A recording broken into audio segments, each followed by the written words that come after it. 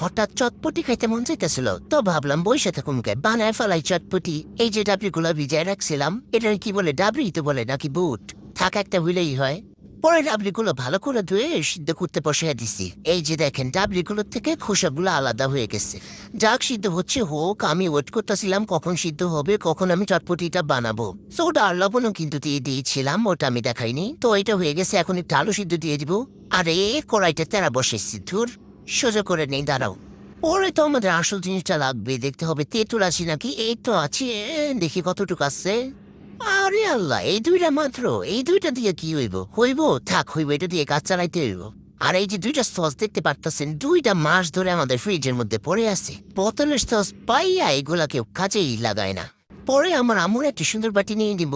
আমি আবার আমার আম্মুর যতই সুন্দর বাটি, সুন্দর ক্লাস নেই না কেন, আমাকে কিছু বলে না। কিন্তু ভাবতেছিলাম এই দুইটা তেঁতুল দিয়ে মাত্র কি হইব, হ্যাঁ, এইটা দিয়ে কাজ চালাই। পরে এই যে আমি পেঁয়াজ, কাঁচামরিচ, ধনিয়া পাতা কেটে নিছি। এখন চটপটিটা রেডি করব, চলেন। এই যে আমি যে আগে ডাবরিটা সিদ্ধ করে রেখেছিলাম, এটা এখন পেলার মধ্যে দিয়ে দিচ্ছি।